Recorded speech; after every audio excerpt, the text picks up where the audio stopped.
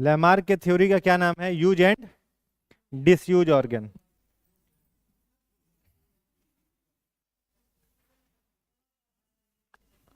ठीक है। तो क्रमिक विकास किसको कहा जाता है? जीवों की शारीरिक संरचना में जो बदलाव होता है उसको क्या बोलते हैं? क्रमिक विकास। क्रमिक विकास को सबसे पहले समझाने का काम किस व्यक्ति ने किया? लैमार्क ने। लैमार्क ने कौन सा किताब लिखा? Use philosophy zoology. क्या लिखा? Philosophy zoology. फिलोसोफी जूलॉजी किताब में कौन से थ्योरी का जिक्र किया? यूज एंड डिसयूज ऑर्गन का। ठीक है। लैमार्क के थ्योरी को चैलेंज करने वाला दूसरा व्यक्ति आता है जिनका नाम था डार्विन। इनके थ्योरी को बोला गया डार्विनिज्म।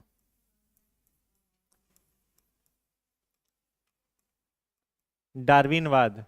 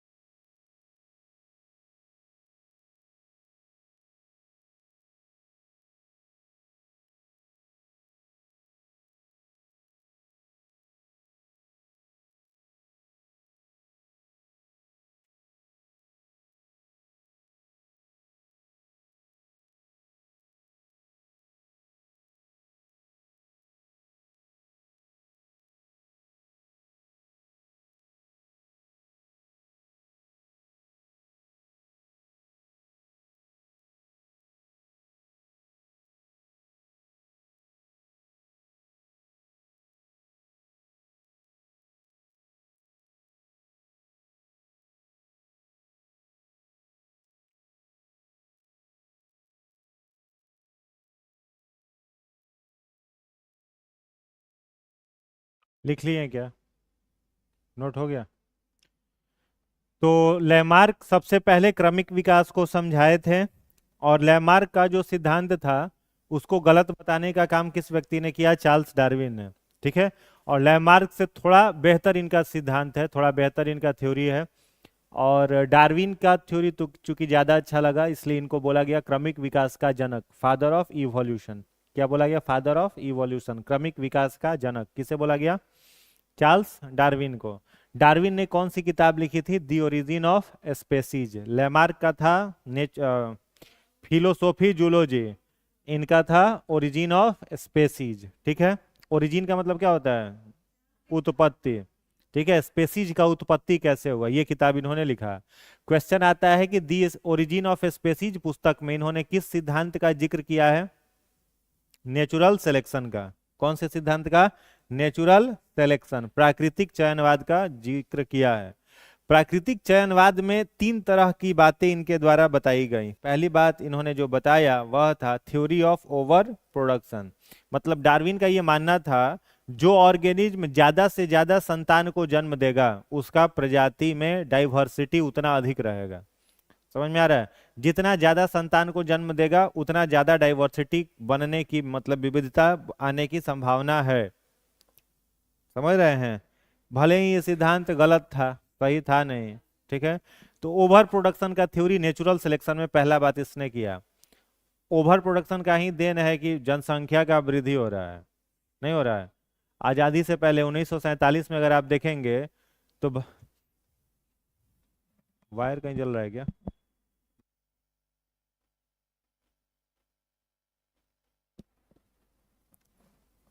ठीक है। तो 1947 से पहले जनसंख्या देश का कितना था? लगभग 30-35 करोड़, 33 करोड़। भारत की जनसंख्या आजादी से पहले कितनी थी? 47 से पहले 33 करोड़। ठीक है। अब 33 करोड़ जनसंख्या आजादी के बाद कितना हो गया? 140 करोड़। अभी कितना है? 140 करोड़। क्षेत्रफल में भारत क्या हो गया? बढ़ा कि कम? कम हुआ। ठीक है। बांग्लादेश अलग हो गया, पाकिस्तान अलग हो गया, और 33 करोड़ बढ़ करके कितना पहुंच गया? 140 करोड़। किसका सिद्धांत पढ़ के? डार्विन का सिद्धांत पढ़ के। ठीक है। इसी का ना सिद्धांत है। तो जितना ज्यादा संतान उत्पन्न करेंगे, डाइवर्सिटी से इसका कोई लेना देना नहीं है। ठीक है। हाँ, उसका प्रजाति लंबा समय तक धरती पर बना रहेगा। डार्विन तो कई जगह पर इस किताब में उन्होंने जिक्र किया है कि जो डायनासोर की प्रजाति खत्म हुई थी मेजोजोइक ईरा में, उसका मुख्य कारण था इजिप्टा गिरने के कारण। एक उल्का पिंड गिरा था धरती पर, नाम क्या था उसका? इजिप्टा। वही इजिप्टा जहां पर गिरा था वहीं डायनासोर रहते थे। सारा डायनासोर इजिप्टा के नीचे दब के मर गया। जो बच गया उसको भोजन के अभाव में मर गया, सब भोजन खत्म हो गया उसका। और बाकी जो कुछ बच गया बढ़े हुए तापमान के कारण मर गया। तो सब डायनासोर एक ही साथ क्या हो गया? खत्म हो गया। पूरा मेजोजोइक ईरा का अंत हो गया इजिप्टा एस्ट्रॉयड गिरने के कारण। लेकिन डार्विन कहता है कि इस कारण से नहीं हुआ था, डायनासोर इतना अधिक रिप्रोड्यूस नहीं किया जिसके चलते उसका वंश परंपरा आगे बढ़ पाता। ठीक है। तो इसने दिया theory of over production. Over production मतलब जरूरत से ज्यादा संतान की उत्पत्ति करना, कराना। ठीक है। दूसरा क्या है इसमें सिद्धांत? सब समस्या के जड़ में डार्विन का यही थ्योरी छुपा हुआ है, नहीं छुपा हुआ है? अगर ये चीज नहीं रहता था आज आप लोगों को शिक्षक भर्ती का एग्जाम देना पड़ता? देना पड़ता क्या? ठीक है। नौकरी कोई क्यों करता था? मतलब जो गरीब होता था ना बहुत ज्यादा, वो नौकरी करता था। ठीक है। पहले अगर किसी घर में कोई नौकरी कर रहा है, पहले कौन सी, आज से 40-45 साल, 50 साल पहले भी कोई नौकरी कर रहा है किसी के घर में, तो उसके यहाँ लोग शादी भी यहाँ नहीं करता था। क्या करता था? वो बेचारा है, वो खाए खातिर नौकरी करना पड़ रहा है उसको। लोग क्या करते थे? खाने जीने के लिए उसको क्या करना पड़ रहा है? नौकरी करना पड़ रहा है। और आज सीधा बात पलट गया। ठीक है। तो नौकरी नहीं कर रहा है तो ब्याह मुश्किल है। समझ में आ रहा है? ब्याह मुश्किल है, तिलक नहीं मिलेगा, ब्याह नहीं होगा, बहुत समस्या का जड़ा जाता है।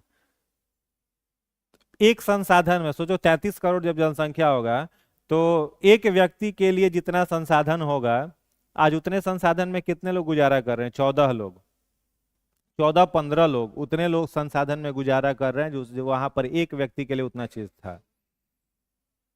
तो क्या जरूरत है किसी को नौकरी करने का? रईस उसको माना जाता था जिसके दरवाजे पर 10-12 गो 20 गो बैल वैल है, वैल है, खेत होता है एकदम बहुत सारा। शाम के समय बैठा अपने खटिया पर, पूरा लोग बैठा हुआ है, क्या खैनी बन रहा है। गपशप चल रहा है, उसको क्या माना जाता था? रईस माना जाता था। ठीक है। बहुत सारा जमीन उमीन का तो कीमत अब बढ़ गया। हम लोगों को कहानी सुनने के लिए मिलता है कि नाना दादाजी लोग क्या करते थे कि कोई आ करके थोड़ा बहुत सेवा कर दिया, सेवा कर दिया तो ठीक है, लो 2 बीघा जमीन बो जोतो खाओ पियो। सीधे काठा में नहीं देता था लोग, बीघा में। एक के बाद 40 कट्ठा ले जाओ, खाओ पियो। बाद में तो जब अपना जमीन कम होने लगा तो हम लोगों को बड़ा मेहनत करके वापस लेना पड़ा। अब जो 50 साल 60 साल से जोत रहा है वो आपको रिटर्न देगा? उसको तो लग रहा है कि उसका जमीन है, भले कागज आपके नाम पर है। थोड़ा सा समझदारी वो लोग किए थे कि कागज ट्रांसफर नहीं किए थे, ऐसे ही दान में दे दिए थे कि लो बो खाओ यहाँ पर रहो। तो ऐसे ऐसे 2-2 बीघा 3-3 बीघा जमीन लोग दे देते थे। थोड़ा सा सेवा कर दिया, छाता है वो खरीद के दे दिया, धोती खरीद करके दे दिया, उतने में खुश होकर के 1 बीघा जमीन मिल गया उसको। तो ऐसे ऐसे जमीन लोग बांटते थे। तो रही इसी इस लेवल पर था। अननोन कोई व्यक्ति भी किसी के घर अगर आ जाता था तो उसका पूरा आदर सत्कार किया जाता था। क्या अननोन भी कोई आ गया एकदम बढ़िया, अपने घर का गाय है तो लो एकदम लस्सी पियो पेड़ा खाओ, खूब बढ़िया से उसको खिलाया पिलाया जाता था। आज अगर कोई अननोन आ जाए तो उसको पानी भी लोग नहीं पूछते, और खूब खुश हो जाएगा तो 2 पार्ले जी बिस्कुट खिलाएगा। क्या क्या करेगा? 2 पार्ले जी बिस्कुट खिलाएगा, 1 गिलास पानी पिलाएगा। पेड़ा खिलाने का तो अब हिम्मत रहा नहीं। क्या 10 रुपया 15 रुपया का ही वो पेड़ा मिलता है, उसको कहाँ से खिलाएगा? सब समस्या के जड़ में क्या छुपा हुआ है? भारत में बोला जाता था दूध दही की नदियां बहती हैं, कहा जाता था ना। तो नदी में दूध दही थोड़े बहता था, प्रोडक्शन बहुत ज्यादा होता था। सबके घर में गाय भैंस ये सब रहता था, लोग उसी में एकदम मस्त खुश रहता था लोग। ठीक है। तो ओवर प्रोडक्शन देखो दुनिया को कहाँ कितना तेजी में चेंज कर रहा है। आजाद हुए कितना साल हुआ? 47 अगर जोड़ोगे तो 73 साल, 73 ही ना हुआ? आजादी का 73 साल हुआ, 73 साल में देखो कितना चेंज आ गया। और 100 साल बाद क्या होगा? 150 साल बाद। इतिहास हम लोग पढ़ते हैं तो पढ़ते हैं ना, अकबर इतना साल पहले आया, जहांगीर इतना साल पहले आया। अब इस 75 साल 73 साल में इतना बदलाव आ गया। अभी एक अगर जनसंख्या पर कंट्रोल नहीं किया गया तो और कितना समस्या आ सकता है कि नहीं? बहुत सारा दिक्कत आ सकता है। डेवलपमेंट, साइंस का तो डेवलपमेंट हो ही रहा है, लेकिन साइंस के डेवलपमेंट के कारण इंसान का अपना डेवलपमेंट खत्म हो जा रहा है। रिसोर्स से सुख शांति थोड़ी मिलता है। रिसोर्स तो आज के समय में बहुत सारा है। हम लोग को याद है पहले जब टीवी खरीदाया था घर में, सबसे पहले छोटका टीवी खरीदाया था, बैटरी खरीदाया था। तो जिसके पूरे गांव में 2 या 3 लोगों के घर में वीसीआर होता था। वीसीआर था, डीवीडी तो बाद में आया, पहले क्या रहता था? वीसीआर। वीसीआर में चौड़ा कैसेट रहता था, स्क्वायर शेप कैसेट रहता था। ईओ कैसेट में एगो सिनेमा रहता था। ईओ कैसेट में एगो सिनेमा, उसको अब लग जाता था कैसेट, उसके बाद पूरा मोहल्ला एक आदमी के घर पर बैठ गया और 3-4 घंटा का मूवी बैठ करके देखा। तो उसमें जो सुकून मिलता था, लोग इंतजार करता था कि रात में इनके द्वार पर वीसीआर चलेगा। ठीक है।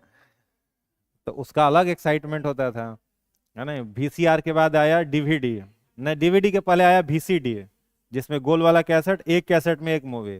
फिर आया डीवीडी, एक कैसेट में 4-5 मूवी आ गया। ठीक है। वो भी हम लोग खरीदते नहीं थे, 20 रुपया कैसेट में, पैसा नहीं होता था, भाड़ा पर लाते थे। 5 रुपया पर कैसेट एक दिन भाड़ा पर मिलता था। ठीक है। वो कैसेट हम लोग खरीद करके ले आते थे। तो बगल वाला कोई रहता था, कहता था अगले दिन जाकर हम कैसेट वही खरीद के ले आएंगे। तो हम लोग क्या करते, दीवार में रगड़ देते थे कैसेट वहाँ कि वो चलेगा नहीं। उसके बाद वो फंस फंस के नहीं चलता था कैसेट का रील, धीरे धीरे चलता था। तो वो सब जो समय था वो अलग टाइम था। 73 साल में इतना बदलाव, कारण सब समस्या का, जहाँ बेरोजगारी हो, सब समस्या में छिपा हुआ है थ्योरी ऑफ ओवर प्रोडक्शन। दूसरा सिद्धांत दिया स्ट्रगल फॉर एग्जिस्टेंस, ये थोड़ा ठीक है। स्ट्रगल फॉर एग्जिस्टेंस 2 बात बताता है। पहला ये बताता है, जिसको हम लोग कह सकते हैं inter species struggle, inter species struggle, और दूसरा इंट्रा स्पेसीज।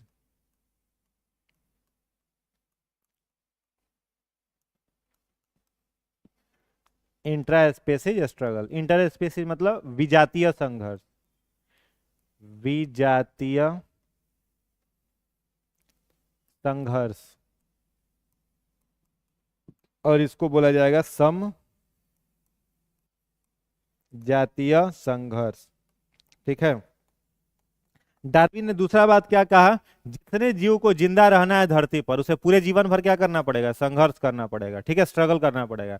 स्ट्रगल नहीं करेगा तो उसका पॉपुलेशन कम होगा, प्रजाति विलुप्त हो जाएगी। तो पहला कौन सा संघर्ष बोला? Inter species. इंटर स्पेसीज मतलब दूसरे स्पेसीज के साथ क्या करना, संघर्ष करना।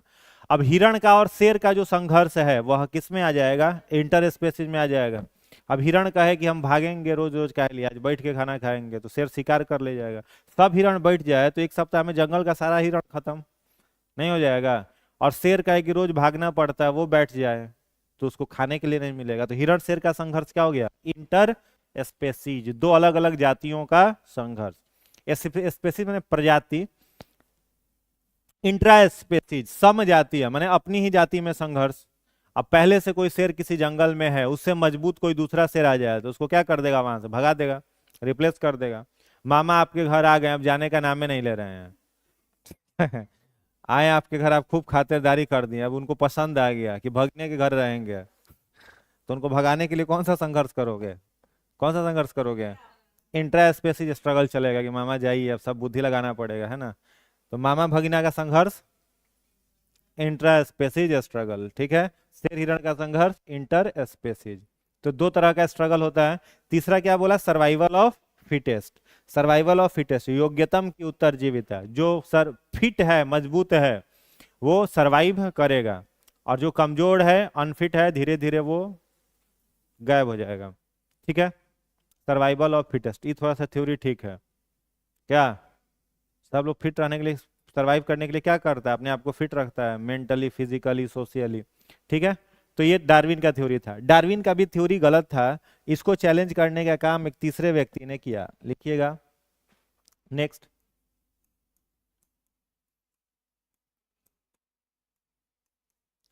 उत्परिवर्तनवाद।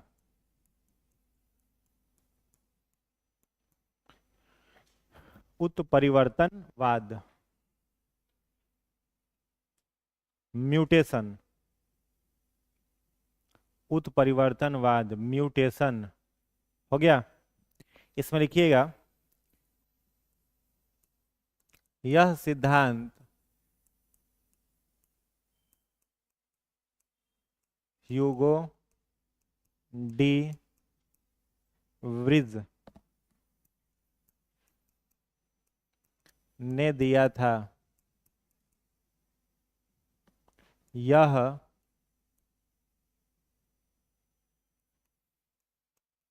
विविधता मीन्स डाइवर्सिटी का मुख्य कारण है।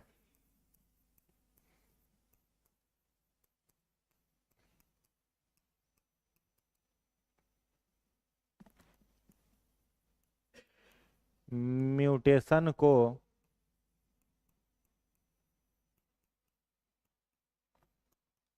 क्रमिक विकास का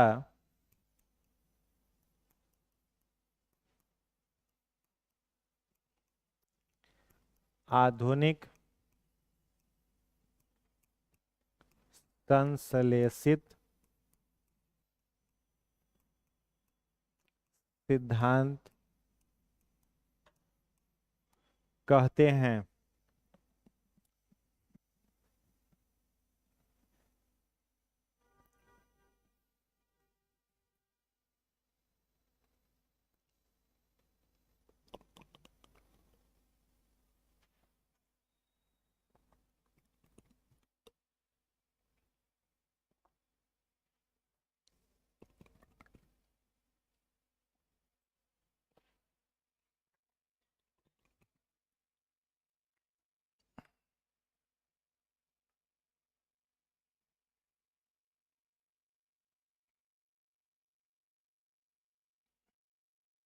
हो गया।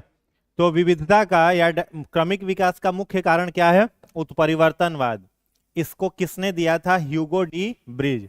तो क्वेश्चन पूछा जाए कि क्रमिक विकास का सबसे प्रामाणिक सिद्धांत देने वाला व्यक्ति कौन, ह्यूगो डी ब्रिज। उत्परिवर्तनवाद का मतलब होता है जिस परिवेश के भीतर कोई जीव रहता है उसके शरीर का जीन उसके अनुकूल बदल जाता है, ठीक है। अब जैसे अपने बिहार से सटा हुआ है नेपाल, तो प्रॉपर जो नेपाल के निवासी हैं उनका थोड़ा सा अगर स्ट्रक्चर शरीर का देखा जाए तो हम लोगों से चेंज दिखता है ना, ठीक है। जितने ठंडे प्रदेश में जाओगे, ठंडा प्रदेश मतलब वर्ल्ड मैप में ऊपर ऊपर की ओर जाते रहोगे तो टेम्परेचर कम होगा, ठंडा जगह मिलेगा। तो उधर के लोग कैसे होते हैं, बहुत ज्यादा गोरे होते हैं, क्या मेलानिन उनकी त्वचा में क्या होता है, कम होता है। और जितना आप वर्ल्ड मैप में नीचे आते जाओगे टेम्परेचर बढ़ते जाएगा, तो टेम्परेचर बढ़ते रहेगा तो लोग कैसे होंगे, काले होंगे, मेलानिन उनकी त्वचा में ज्यादा होगा। बहुत सारे युगांडा वगैरह साइड में लोगों का हाइट क्या होता है, कम होता है। वो क्यों है, म्यूटेशन के कारण से है। म्यूटेशन का मतलब होता है जिस तरह के परिवेश में कोई व्यक्ति रहेगा उसके शरीर के भीतर उसी के अनुसार जीन का विकास हो जाएगा, और वही जीन अगली पीढ़ी में जाएगा, अगली पीढ़ी में जाएगा तो उस तरीके के बदलाव को वो विकसित कर देगा। ठीक है। तो न तो क्रमिक विकास का या विविधता का मुख्य कारण अंगों का उपयोग और अनुपयोग है, न ही प्राकृतिक चयनवाद है। मेन थ्योरी कौन सा है, उत्परिवर्तनवाद, म्यूटेशन। समझ आया, किसने दिया, ह्यूगो डी ब्रिज ने। अब क्वेश्चन पूछा जाता है कि क्रमिक विकास होता है, इसका कुछ एविडेंस बताइए। क्या इवोल्यूशन होता है, उसका कुछ एविडेंस होगा ना, तो लिखिएगा एविडेंस ऑफ इवोल्यूशन, क्रमिक विकास के प्रमाण।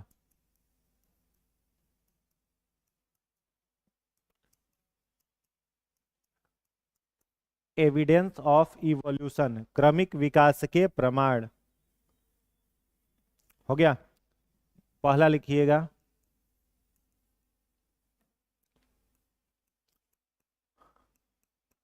आकारिकी प्रमाण।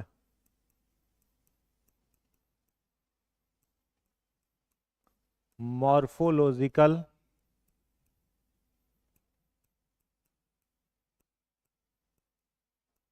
एविडेंस, मॉर्फोलॉजिकल एविडेंस, आकारिकी प्रमाण। हो गया, इसमें डैश दे करके लिखिएगा।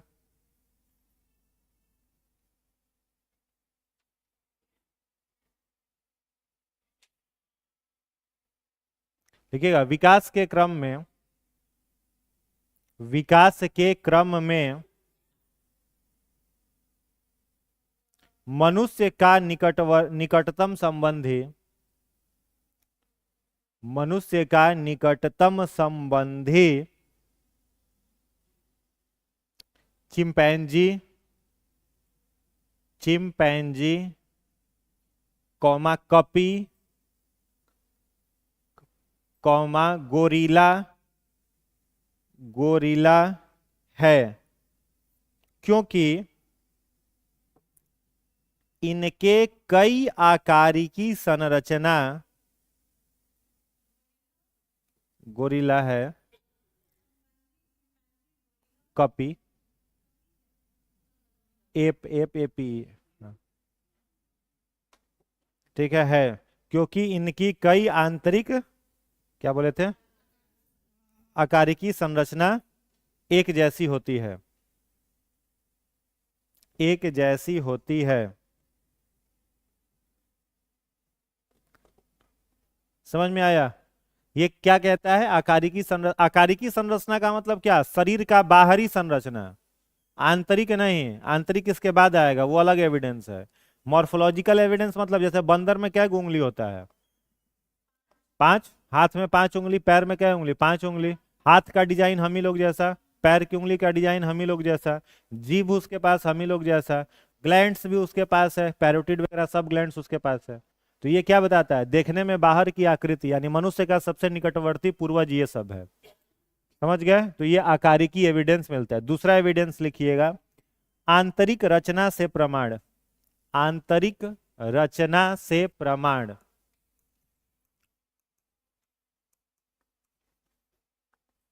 एनाटॉमिकल एविडेंस, आंतरिक रचना के प्रमाण या से प्रमाण, आंतरिक रचना से प्रमाण। ये समझ में आ रहा है कि इसमें लिखने का जरूरत नहीं। आंतरिक रचना मतलब क्या, बंदर के हार्ट के कितने चैम्बर हैं, 4 चैम्बर, हम लोगों के हार्ट के क्या चैम्बर, 4 चैम्बर। बंदर के कान की सबसे छोटी हड्डी है स्टेपीज, हम लोगों के भी है स्टेपीज, उसमें भी अपेंडिक्स है, हम लोगों में भी अपेंडिक्स है, उसमें भी रिब के उतना ही है जितना हम लोगों में है। ठीक है, तो शरीर की आंतरिक संरचना बंदर की, कपी की, गोरिल्ला की, मनुष्य के जैसी ही है। इसलिए क्या बता रहा है, एनाटॉमिकल एविडेंस हो गया, आंतरिक अंग का भी प्रमाण हो गया, बाहरी अंग का भी प्रमाण हो गया। तीसरा लिखिएगा होमोलोगस ऑर्गेन, समजात अंग। तीसरा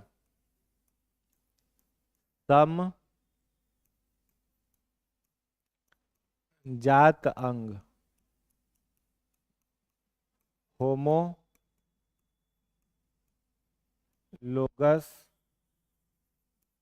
ऑर्गेन, समजात अंग, इसमें डैश दे करके लिखिएगा। वैसे अंग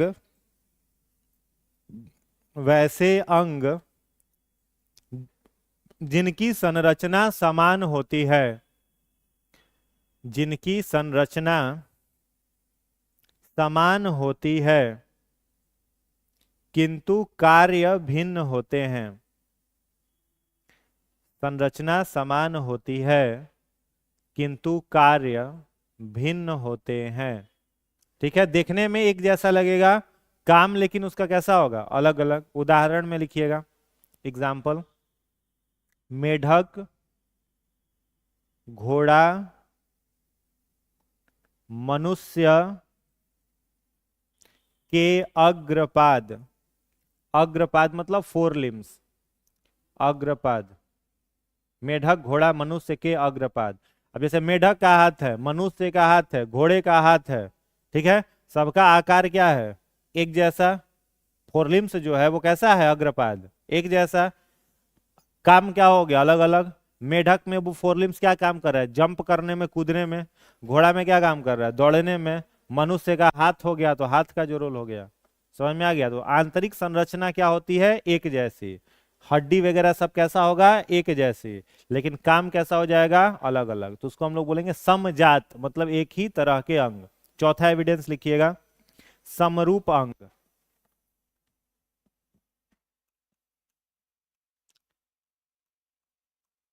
समरूप अंग, एनालोगस ऑर्गन, समरूप अंग, एनालोगस ऑर्गन। लिखिएगा, वैसे अंग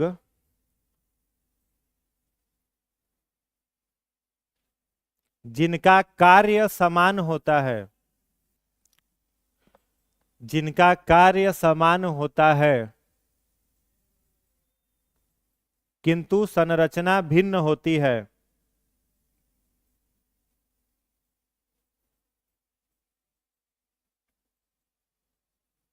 ठीक है, कार्य कैसा होगा, समान, संरचना क्या होगी, भिन्न, तो क्या कहलाएगा, समरूपम। एग्जाम्पल में लिखिएगा, कीट तथा पक्षी के पंख, कीट तथा पक्षी के पंख, कीट तथा पक्षी के पंख। ठीक है, अब कीट का पंख आप देखोगे और पक्षी का पंख देखोगे, दोनों अलग है, जैसे लग नहीं रहता है, संरचना एकदम कंप्लीट अलग है। पक्षी का जो फोरलिम्स होता है वही किस में बदल जाता है, पंख में बदल जाता है। और कीट का पंख देखोगे तो आप मच्छर का, तितली का पंख देखो और कबूतर कौवा का पंख देखो, दोनों क्या है, अलग अलग आकृति की है, लेकिन दोनों का काम तो एक ही है, उड़ने में मदद करना। ठीक है, तो समरूप अंग काम एक, संरचना अलग, और समजात अंग संरचना एक, काम अलग। ठीक है, समझ में आ गया। तो ये चार एविडेंस हुआ। पांचवा एविडेंस लिखिएगा, योजना कड़ी,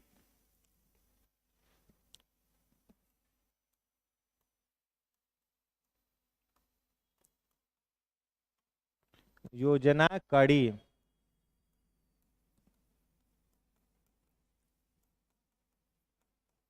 कनेक्टिव लिंक, योजना कड़ी हो गया।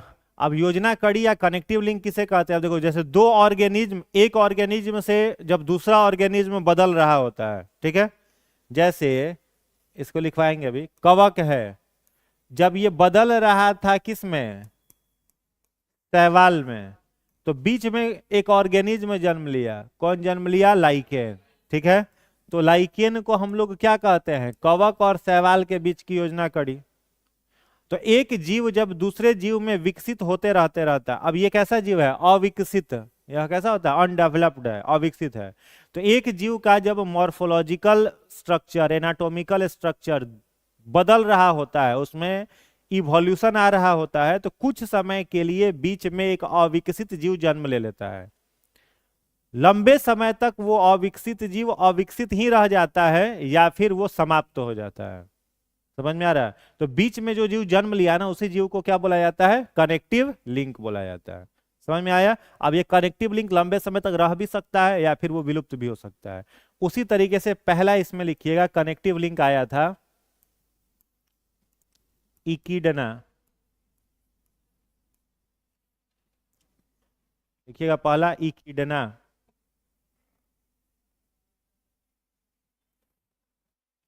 किसके बीच आया था यह?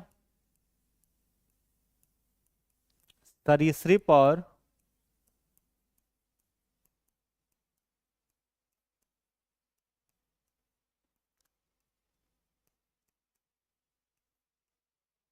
सरीसृप और स्तनधारी के बीच। ठीक है, मैमल्स के और रेप्टाइल्स के बीच आया था इकिडना। वो अब है नहीं, समाप्त हो गया, लेकिन बीच में ये आया था। तो इकिडना को हम लोग क्या बोलते हैं? जैसे लाइकेन को बोलेंगे connective link between fungi and algae, virus को बोलेंगे कनेक्टिव लिंक बिटवीन डेड और लिविंग, वैसे ही इकिडना को बोलेंगे connective link between reptiles and mammals. ठीक है, दूसरा लिखिएगा आर्कियोप्टेरिक्स।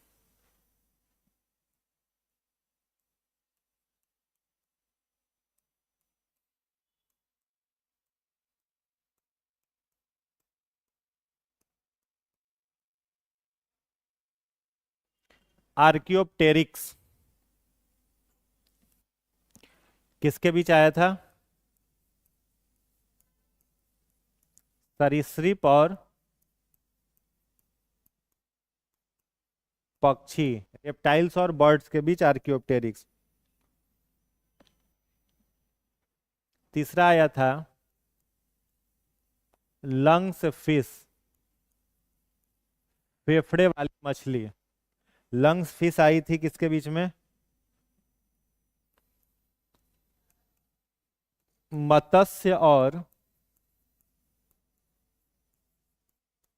उभयचर। फिर लंग्स फिश क्या हो गई? समाप्त हो गई। उभयचर माने एम्फीबियन।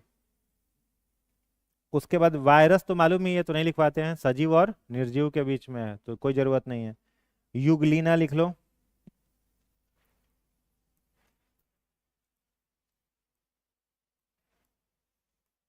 युगलीना पादप और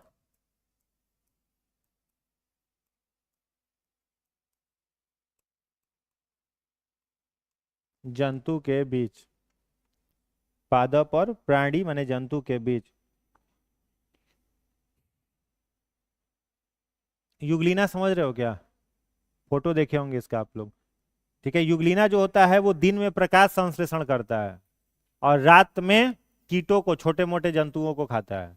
ठीक है, तो दोनों काम करता है। इसके पास क्लोरोफिल भी है, मतलब प्लांट वाला गुण भी है, और रात में सनलाइट के एब्सेंस में क्या करेगा? जो कीट वगैरह मिलेंगे उसको खा करके निर्वहन करता है। तो युगलीना में दोनों गुण होता है, इसलिए यह प्राणी और पादप, इन दोनों के बीच का क्या है? योजना कड़ी है, कनेक्टिव लिंक है। उसके बाद लिखिएगा पांचवा,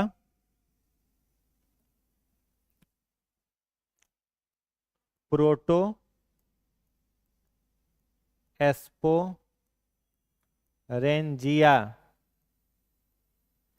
ये किसके बीच में आया था? प्रोटोजोआ और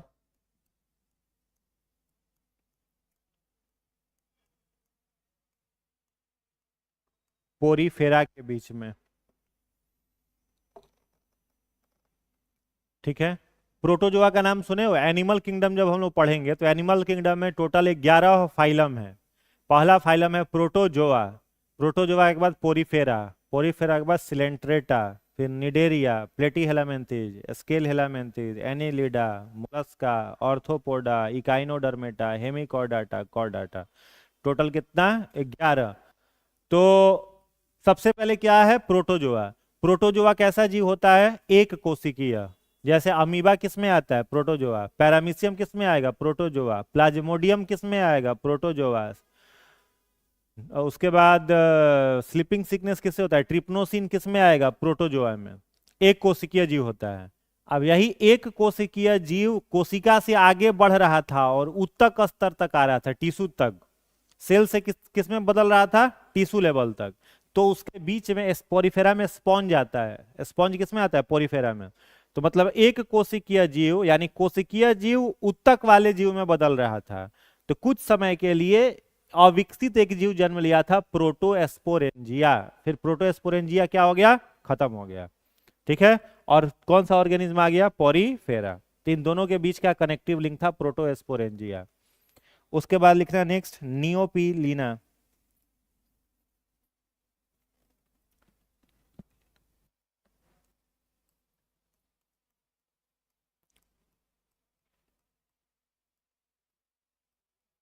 नियोपिलीना। नियोपिलीना आया था एनिलिडा और मोलस्का के बीच।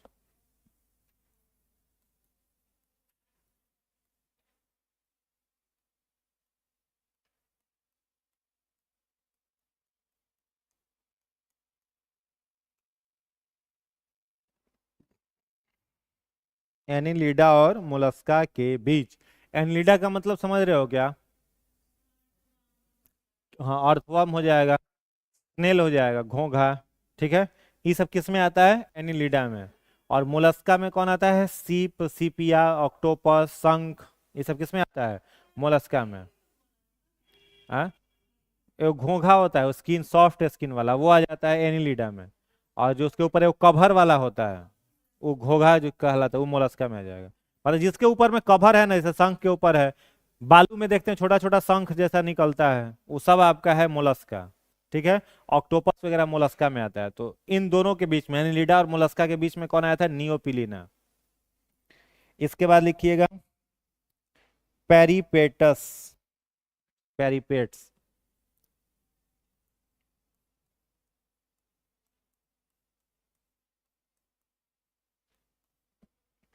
पेरीपेट्स आया था एनिलिडा और ऑर्थोपोडा के बीच में।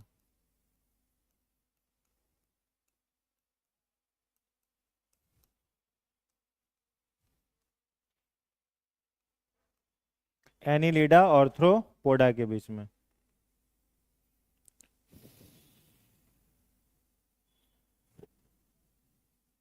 हो गया? हम्म। कोई दिक्कत इसमें? नहीं। तो कितना टोटल एविडेंस हो गया? 5 एविडेंस। पहला आकारिकी प्रमाण, एनाटॉमिकल एविडेंस, समजात अंग, समरूप अंग, योजना कड़ी। एक लास्ट लिख लो, छठा एविडेंस जीवाश्म। जीवाश्म पैलिएंटोलॉजी बोला जाता है। जीवाश्म माने फॉसिल्स होता है।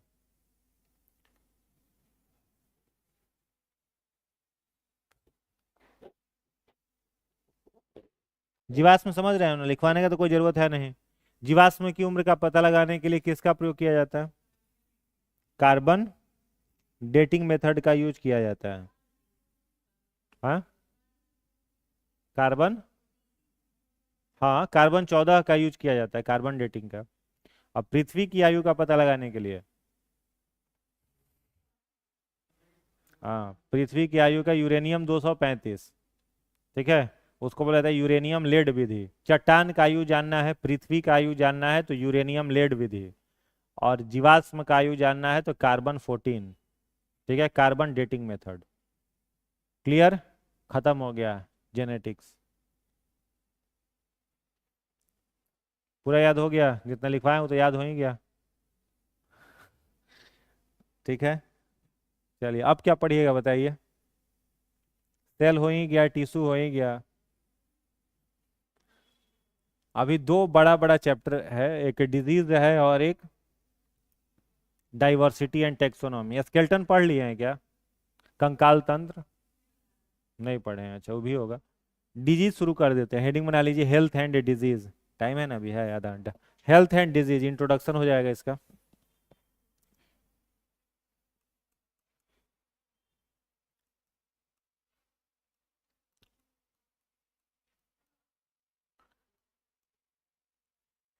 Health and disease.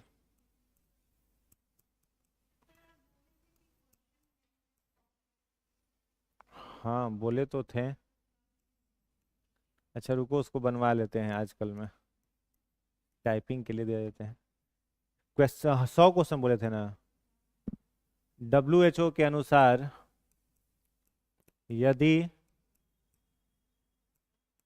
कोई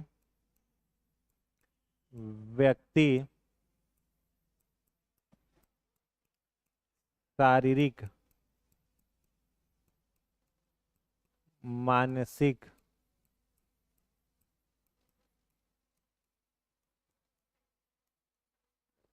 और सामाजिक रूप से फिट है तो उसे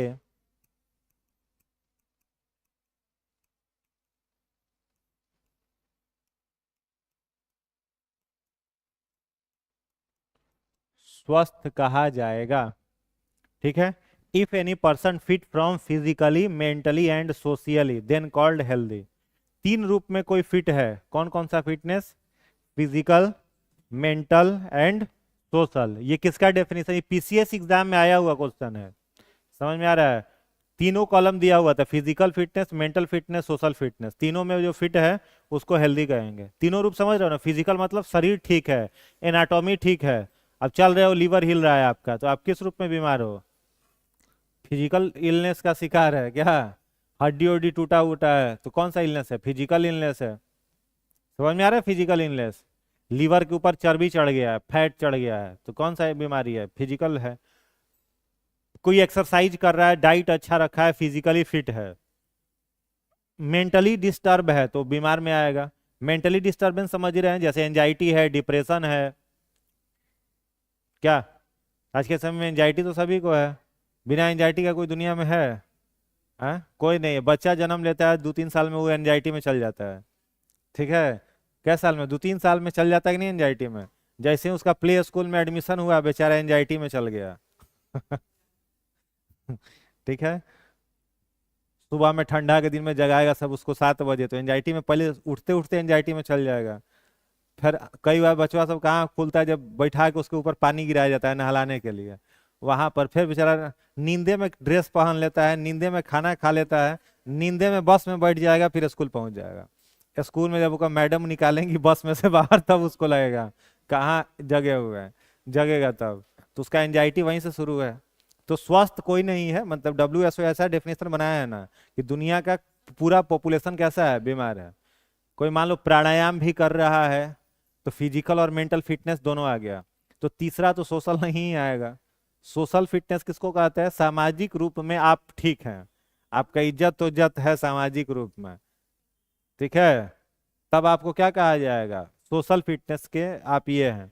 आप मोहल्ला में निकले, बच्चा सब कह रहा है चप्पल चोर है, ठीक है, आपको देख के चप्पल छुपा रहा है सब, तो आप किस रूप में बीमार हो गए? सामाजिक बीमार हो गए। घर में झगड़ा हुआ, छोटा भाई बहन थूर दिया पकड़ के, तो छोटा भाई बहन के पास इज्जत नहीं है, तो कौन सा भी इलनेस है? सोशल इलनेस है। ठीक है। तो तीनों रूप में जो फिट है उसको स्वस्थ कहा WHO ने।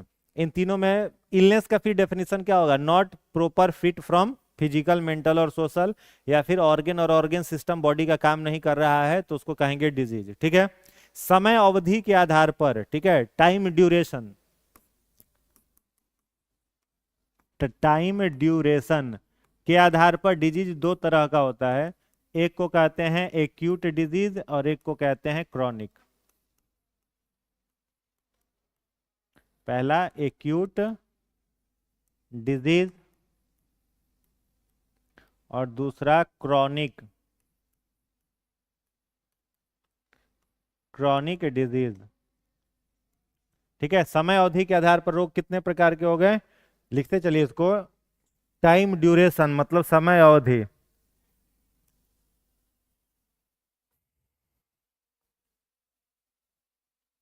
दो तरह का डिजीज है। पहला डिजीज कौन सा है? एक्यूट। और दूसरा डिजीज कौन सा है? क्रॉनिक। ठीक है। तो एक्यूट डिजीज किसको कहा जाएगा? बताइए। एक्यूट डिजीज किसको कहा जाएगा? शॉर्ट टर्म डिजीज को किसको कहेंगे? शॉर्ट टर्म डिजीज को बोला जाएगा एक्यूट डिजीज। और जितने सारे लॉन्ग टर्म डिजीज हैं, लॉन्ग टर्म डिजीज, इनको किस में रखा जाएगा? क्रॉनिक में रखा जाएगा। Short term disease acute, long term disease chronic. ठीक है, शॉर्ट टर्म डिजीज का मतलब इन्फेक्शन हो गया, 2 4 5 दिन 10 दिन में ठीक हो गया। शॉर्ट टर्म डिजीज, जिससे किसी को फ्लू हो गया तो फ्लू किस में आएगा? एक्यूट में आएगा। और बताइए एक्यूट डिजीज का एग्जांपल। कफ हो गया, खांसी, सिर दर्द हो गया, ठीक है, वोमिटिंग, उल्टी आ रहा है, सब किस में आ जाएगा? एक्यूट में आ जाएगा। ठीक है, और क्रॉनिक मतलब एक बार हो जाए तो जीवन भर साथ नहीं छोड़े, धोखा नहीं दे।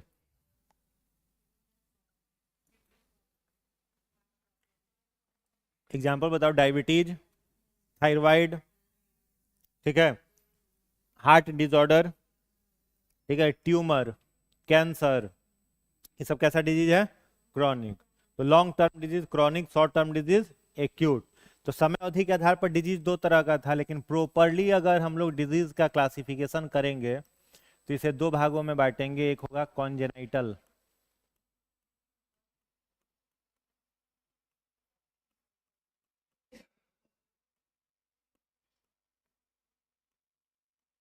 जन्म जात रोग, और दूसरा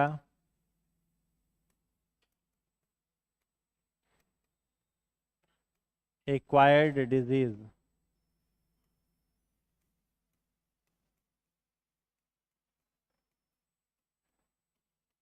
उपार्जित रोग। एक्वायर्ड डिजीज दो तरह के होंगे,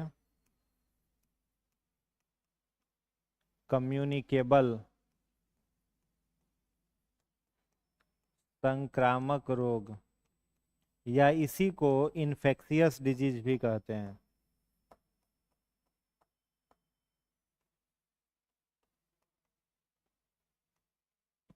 दूसरा है नॉन कम्युनिकेबल या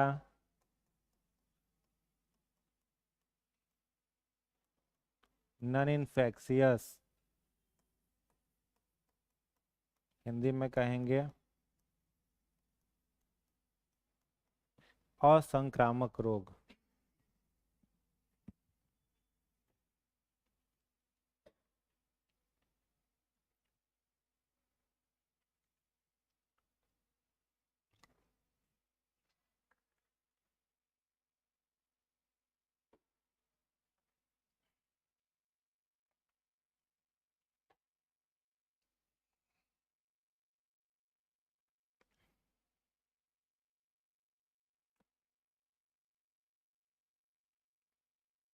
हो गया?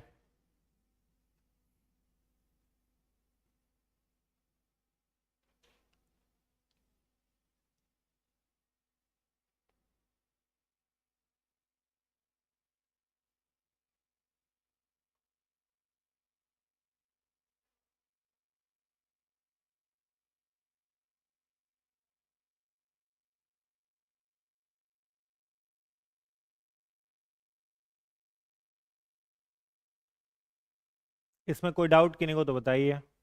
नहीं ना? तो डिजीज कितना तरह का? दो तरह का। पहला कॉन्जेनाइटल, कॉन्जेनाइटल मतलब वैसा डिजीज जो किसी को जन्म के साथ हो जाए। ठीक है, जन्म लिया, उसके साथ अगर कोई बीमारी उसमें अगर दिख रही है तो उस बीमारी को किस में रखिएगा? जन्मजात में। ठीक है, एग्जाम्पल इसका बताओ। कलर ब्लाइंडनेस तुरंत थोड़ी पता चलेगा। हाँ, वो हो जाएगा, एनीमिया हो जाए। एनीमिया इसमें कहाँ से होगा? सिकल सेल वाला भी नॉन कम्युनिकेबल में होगा।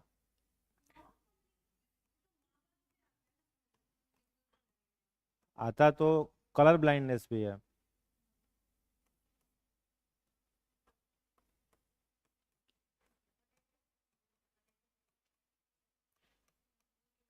Severe muscular atrophy,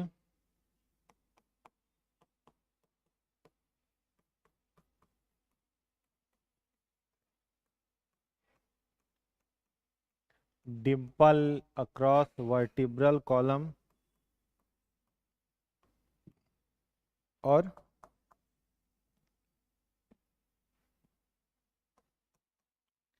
cleft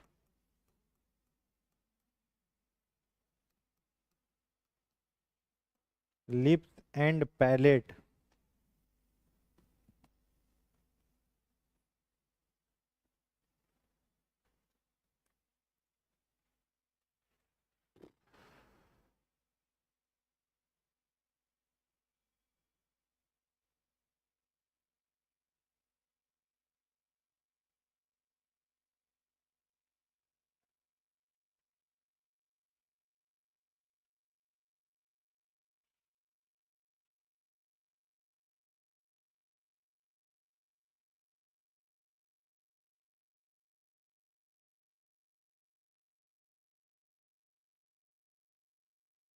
bio में और कितनी क्लासेस होंगी? बहुत सारा क्लास होगा अभी।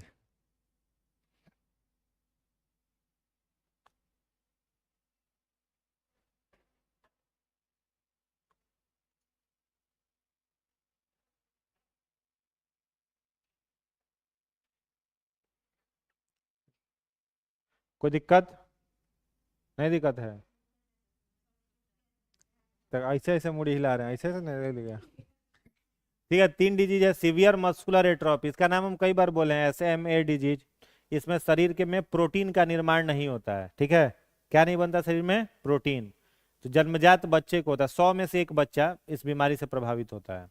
बहुत रेयर डिजीज है, जिसको हो गया वो बच नहीं पाता है। ठीक है, पैसा होगा तभी बच पाएगा, नहीं होगा तो नहीं होगा। 16 करोड़ इसके इंजेक्शन का दाम है। ठीक है, SMA का इंजेक्शन जो है उसका मूल्य है 16 करोड़। इसमें होता क्या है कि शरीर का जो नर्वस सिस्टम है वो काम नहीं करता है, नर्वस सिस्टम रिस्पॉन्ड नहीं करेगा। वो बच्चा बेड पर लेटा रहेगा, चल फिर नहीं सकता है। मैक्सिमम 7-8 साल जाते जाते डेथ हो जाएगी।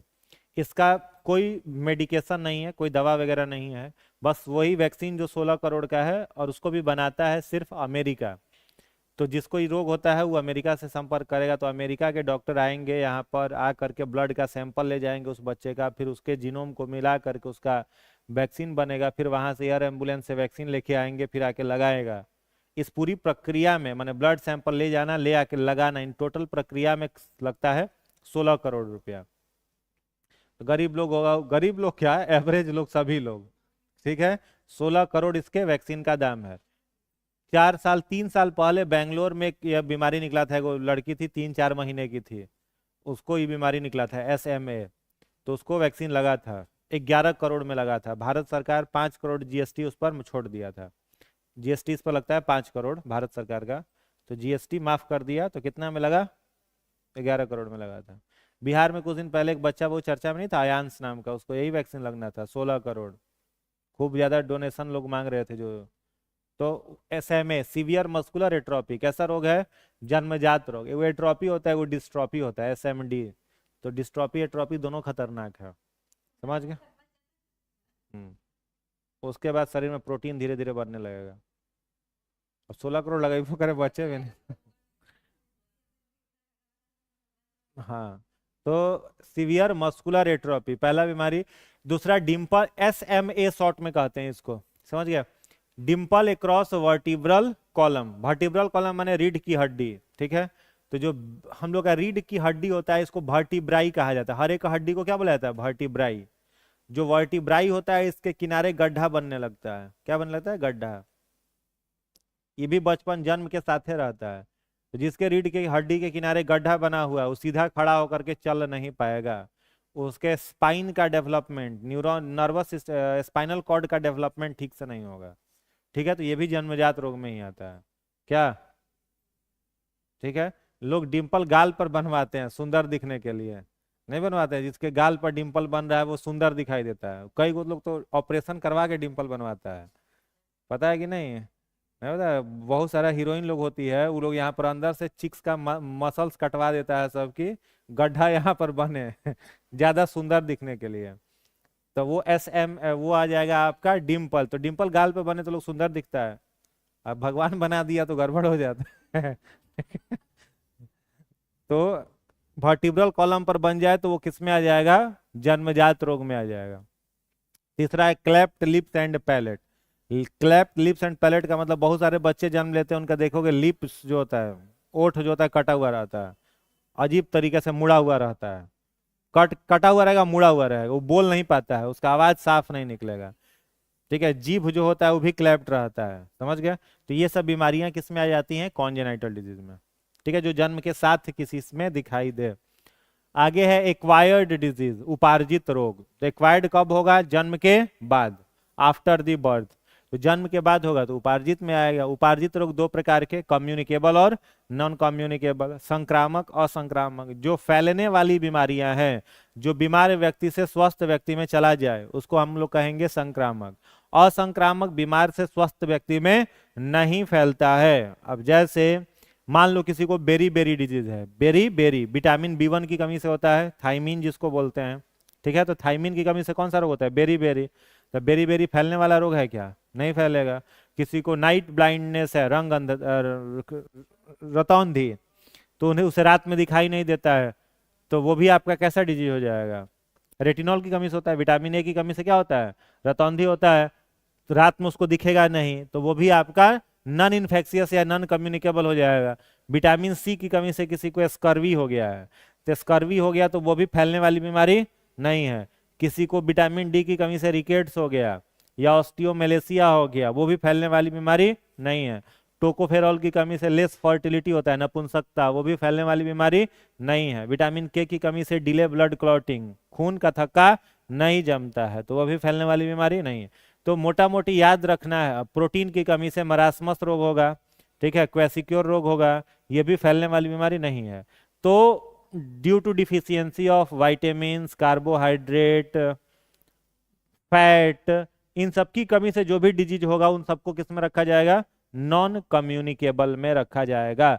हार्मोन की कमी से भी होने वाला जितना रोग होगा वो नॉन कम्युनिकेबल में रखा जाएगा। जैसे अब आपको हम चार बहुत सारा डिजीज लिखवाए थे ना, जैसे एक्रोमिगेली, ठीक है, फैलने वाला रोग नहीं है। जाइंटिज्म फैलने वाला रोग नहीं है। मिक्सोडीमा थायरोक्सिन की कमी से लिखवाए थे, फैलने वाला रोग नहीं है। हैसीमैटो डिजीज फैलने वाला रोग नहीं है। ग्वाइटर घेंघा फैलने वाला रोग नहीं है। डायबिटीज इंसुलिन की कमी से फैलने वाला रोग नहीं है। तो जो भी डाइट की कमी से होता है they all are non communicable. और जो भी बीमारी बैक्टीरिया से होगा, वायरस से होगा, फंगस से होगा, प्रोटोजोआ से होगा, वॉर्म से होगा, 5 से, bacteria, virus, fungus, protozoa, worm, उनसे होने वाला सब बीमारी क्या ऐसा होगा, कम्युनिकेबल। तो अभी इस चैप्टर में हम लोगों को केवल पढ़ना है कम्युनिकेबल डिजीज। ठीक है, तो हेडिंग बना लीजिए कम्युनिकेबल डिजीज, संक्रामक रोग।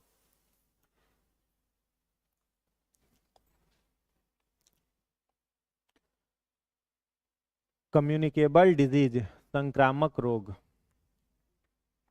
इसमें डैश देकर के लिखेंगे वैसे रोग जो बैक्टीरिया, वायरस, प्रोटोजोआ, कवक,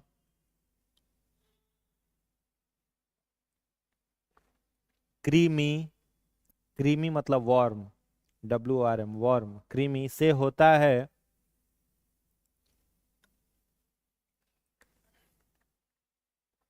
उन्हें संक्रामक रोग कहते हैं।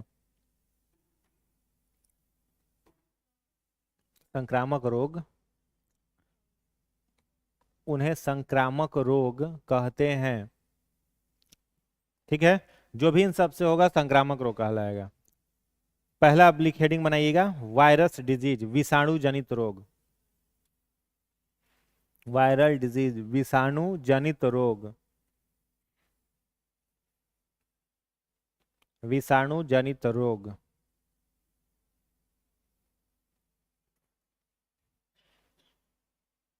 पहला पॉइंट, वायरस की खोज,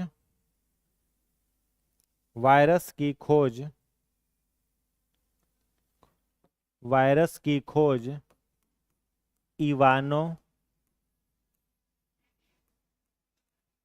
वस्की, वायरस की खोज इवानोवस्की, ब्रैकेट में लिखिएगा TMV, TMV ने किया था। वायरस की खोज इवानोवस्की ने किया था। किसने खोजा वायरस को? इवानोवस्की। कौन सा वायरस सबसे पहले खोजा? TMV, टुबैको mosaic virus. क्या नाम है? टुबैको मोजैक वायरस, सबसे पहले इसको खोजा था। दूसरा पॉइंट लिखिएगा, वायरस में कोई इंजाइम नहीं होता है। वायरस में कोई इंजाइम, वायरस में कोई इंजाइम नहीं होता है। इसे क्रिस्टल के रूप में, क्रिस्टल के रूप में संचित रख सकते हैं। क्रिस्टल के रूप में संचित रख सकते हैं। क्रिस्टल के रूप में संचित रख सकते हैं। वायरस में पूछा जाए कोई प्रोटीन होता है तो क्या बोलोगे? नहीं होता है, प्रोटीन नहीं होता। एंजाइम किससे बना होता है? प्रोटीन का। तो एंजाइम में नहीं तो प्रोटीन कहाँ से रहेगा? वायरस में कोई एंजाइम कोई प्रोटीन नहीं है। ठीक है, अगला पॉइंट, इसका जेनेटिक मटेरियल यानी अनुवांशिक पदार्थ, इसका अनुवांशिक पदार्थ डीएनए या आरएनए होता है। डीएनए या आरएनए होता है। इसका अनुवांशिक पदार्थ या तो डीएनए होगा या आरएनए, दोनों में से कोई एक। नहीं, एक साथ दोनों नहीं हो, दोनों में से कोई एक होगा। ठीक है, अच्छा आप में से कोई एक व्यक्ति बताए वायरस से होने वाली 6 बीमारियों का नाम। वो पहले मन में सोच लीजिए, 6 बताना, एक दो बता के चुप नहीं हो जाना। कोई एक व्यक्ति बताए वायरस से होने वाला 6 डिजीज का नाम। पांचे को बताओ, 6 को मत बताओ, पांचे को बताओ। मन में सोच लो पहले, मन में सोच लो। हो गया नहीं तो सोच रहे तो आवाज निकलता है क्या सोचने में?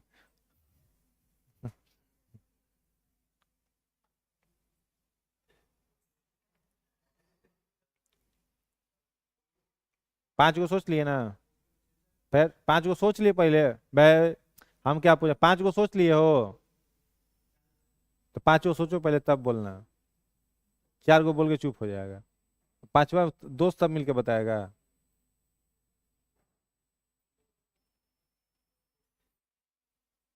तो 4 को मिल के 4 5 को सोच रहा है।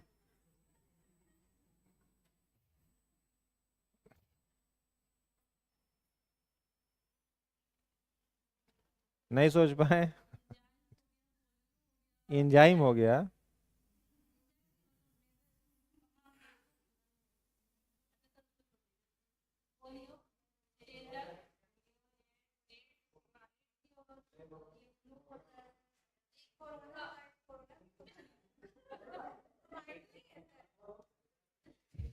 कोरोना छोड़ के हमको क्या पता।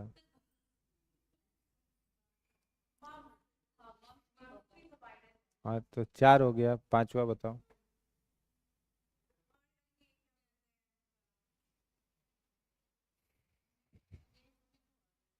कई बार एट्स बोलिएगा? हाँ 2 नंबर पे वही बोले थे।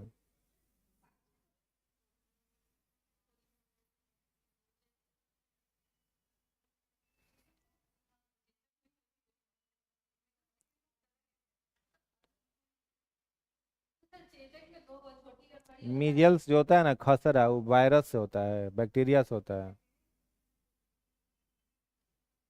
कि वायरस से होता है? वायरस का नाम बताओ। कितना याद रखेंगे?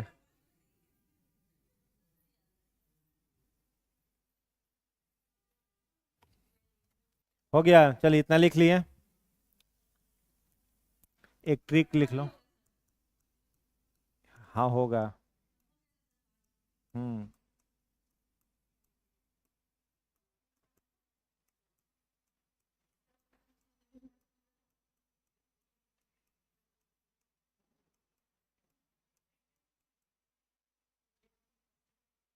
टेटनेस बैक्टीरिया से होता है।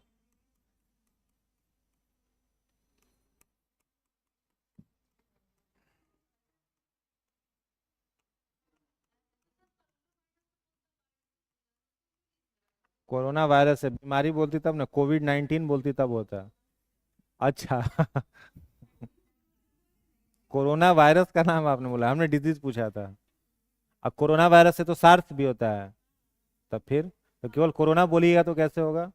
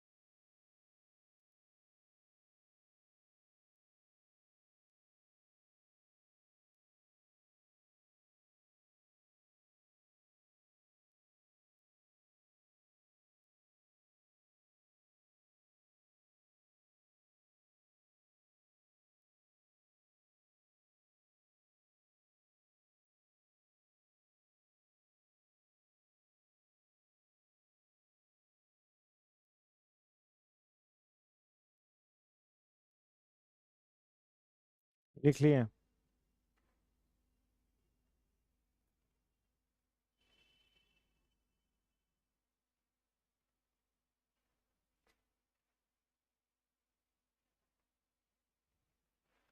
तो ये सब डिजीज किससे होगा, वायरस से। ट्रेकोमा, आंख में खुजली होता है, आंख से पानी आता है। ठीक है। तो ये सब डिजीज है, AIDS, dengue, polio, influenza, chicken pox, small pox, mumps, measles, trachoma, hepatitis, meningitis, herpes, rabies. इन सब के बारे में कल पढ़ेंगे, ठीक है। एक एक करके सबके बारे में पढ़ना है, नेक्स्ट क्लास में पढ़ा जाएगा।